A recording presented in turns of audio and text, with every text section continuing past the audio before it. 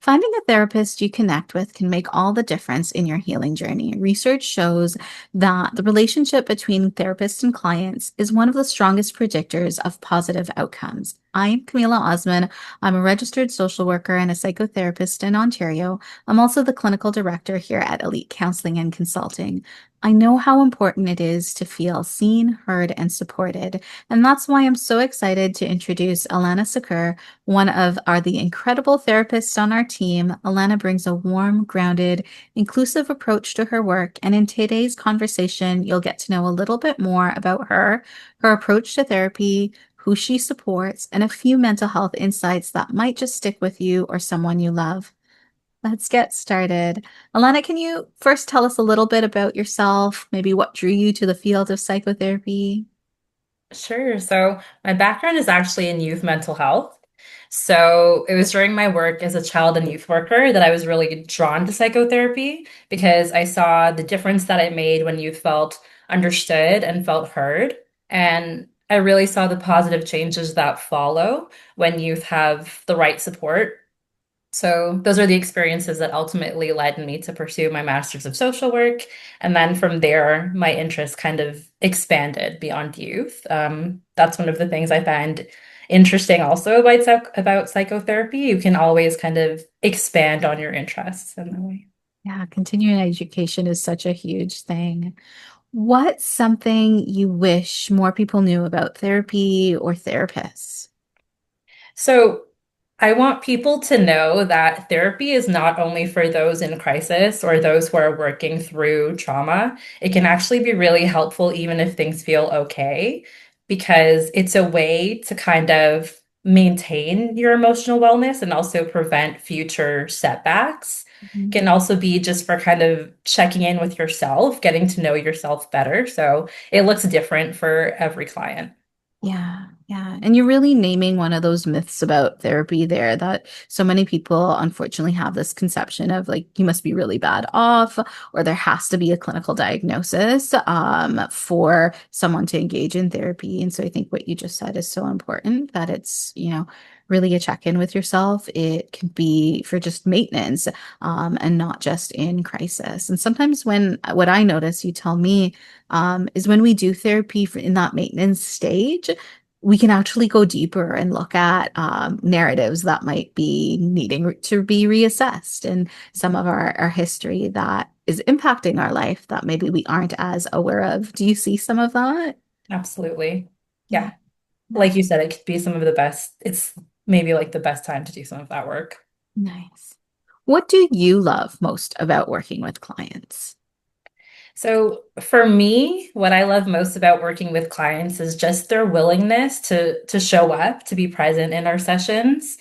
I love the trust that they place in me to kind of share their stories, share their experiences, share their struggles, their hopes. And it's really rewarding for me. Nice. How would you describe your therapeutic style or approach in the room? So my approach is definitely collaborative. I think it's really important to build trust and work towards goals together. So the relationship is really important. Um, Building that trust over time is kind of what ensures that the space is safe, that the space is welcoming. It's also important to be kind of flexible with your approach to work. So changing approaches when necessary, pivoting. Um, but if it is a right fit, I do like to incorporate cognitive behavioral therapy or CBT into sessions just because I find that in my experience, what I've seen is that it can be helpful kind of recognizing negative thought patterns and implementing changes in day-to-day life. Yeah, I really hear even with that, like meeting people where they're at, as you talk about if it needs to shift, you kind of go there. And I think that's an important piece about therapy and how we approach it in the clinic too. It's very much client led. So sometimes I use the analogy of it's kind of like we're in the car together. The client is driving and we're just the GPS. There's so many different modalities of therapy that we can use, but it's based on their preferences and what works for them. It may be sometimes preference, sometimes it's like, I've tried this and it doesn't work. And I know you bring that lens too, as you're describing to the therapy room as well. I also know that you're trauma informed and bring an anti-oppressive lens to your work. Can you explain that a little bit more? What does that mean in practice, for someone considering therapy with you? Yeah, so it's really about taking into account the impact of past experiences, of culture, of the systems around us, barriers, the way trauma impacts us emotionally, physically, socially, spiritually. So in practice, we may have conversations about identity, about power imbalances, but on my end, it's truly just about listening, not making assumptions, because that's what really creates a space where you feel truly heard and understood, and that's when positive change can begin. Yeah, yeah. Thanks, Alana. And I know you've worked with youth, newcomers, and individuals in navigating identity or life changes. What are some common themes in that you've helped people explore? So I think kind of across all populations, loss is a pretty common theme. Mm, So loss of identity when taking on a new role, like becoming a new mom, cultural loss in situations where people have moved if they're newcomers, loss of safety. Another area of focus for me is working with clients who are in a transition period. So in those situations, you can find even loss of an imagined future. mhm, So that's something that we often explore in those situations. mhm, Um, and working with clients who've experienced loss looks different from person to person. So it can be managing anxiety, depression, grief. But the process of exploring loss is something that I find to be just really valuable and transformative. So mhm. that's definitely kind of a common theme that I see throughout. Thanks for sharing that. And I react, as you say, loss of an imagined future, because these are, and loss in general, are things that we don't know how to talk about. In the everyday life, we hear people who are uncomfortable in how to support someone going through loss. So I certainly have worked with people on both ends of that, where it's someone who's going through the loss and are feeling isolated because people aren't coming to them who are their usual support systems, and vice versa, people who are struggling with how to support someone else who's gone through a loss of their own. And so, what you just named there, just these elements of loss and how pervasive loss is. Loss isn't just death. It can be, but sometimes it's also beyond that as well. Different forms of loss. So huge. Mhm. Are there any, if you can think of one small, powerful mindset shift or practice that you often share with clients that helps them move forward? Is there something that you can think of that you can give us a tidbit on here? So oftentimes in session, I hear people talking about putting things off because they're waiting until they feel ready, or they're Mm, putting things off because they're waiting until they're kind of struck by a motivation to do something. And I know this sounds super straightforward and simple, but it's just about kind of choosing to take one step towards that goal, like no matter how small that step is, because the idea is that it's because you took that step that you're going to start to feel ready. So the shift is choosing to move forward instead of feeling stuck, and kind of asking yourself every day, like, what is one step I can take, or what are the steps that I can take today? yeah. So I know that's straightforward, but Yeah. No, I love that. It's not having the whole plan figured out, but can you just take that one step towards that bigger goal? Yeah. yes, and the motivation will follow. Yeah, absolutely. Yeah, I love leading with behavior. Sometimes people think, I think therapy, psychotherapy can get written off as talk therapy, and there is value in that, even as you talk about CBT. But people who aren't trained in CBT or just know sort of the pop culture version of it, because social media and whatnot has covered a lot of psychology, but not in depth, may forget that CBT also includes behavioral aspects, whether that's exposure therapy or leading with behavioral activation, all of that. And so, thanks for naming that. I think that's really important. I'm curious if someone in your opinion, when someone is ready to reach out for therapy, how would they know or how would they begin to assess that for themselves? What do you think?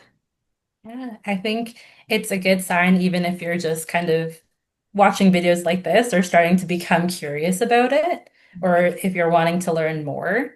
But I will say that sometimes when people reach out for a session, they're not even 100% sure that they're ready to start. It's about kind of taking that step. So even if you don't have specific goals in mind, you can still reach out for a free consult call. There's no commitment. And sometimes things kind of fall into place or become more clear after that phone call where your questions can be answered. You can kind of determine if it's the right fit with the clients you see, sorry, with the therapist you see. So yeah, I would say the curiosity is a good sign. Um, I love that you named the free consults because many therapists, and yes, we do in our clinic, offer that free consult. It's a great way of knowing, is this a match? Do I even feel a connection with this person? And it's a nice way of dipping your toe and figuring out, like, is this something that I would like to explore? How does their clinical background match the issues that I'm coming with before making that commitment and booking a first session? What would you say, Alana, to someone who's nervous about opening up in therapy for the first time?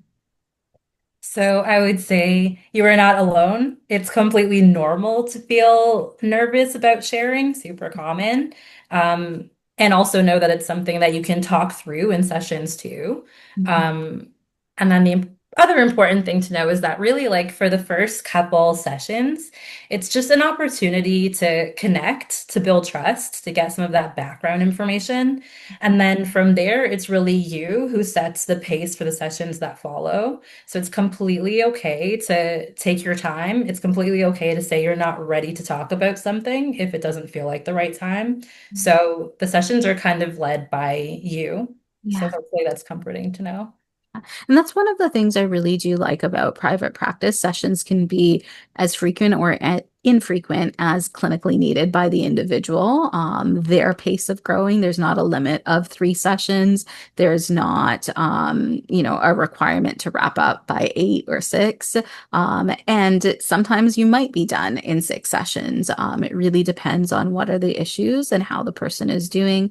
And I also have clients that sometimes will book monthly for a duration of time as a bit of a check-in, staying on track. They've gained some tools and strategies. Maybe we were doing bi-weekly in the beginning and then have stretched out for monthly and then they eventually wrap up, or they keep a monthly or bi-monthly appointment just as a mental health wellness maintenance. And so you're absolutely right on that.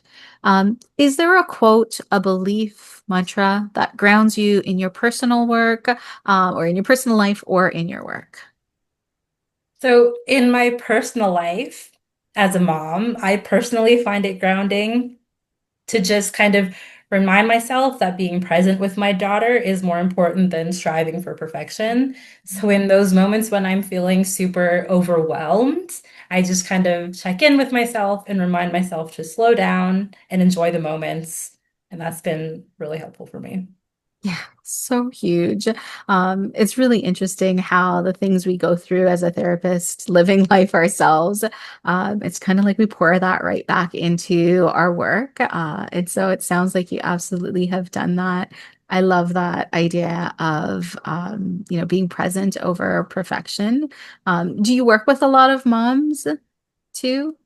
Yeah, yeah. I work with a lot of moms, and I think that it's it's something that resonates with a lot of moms, with a lot of parents in general. Just like that reminder to like slow down because you will have those moments where you feel just like overwhelmed. Mhm.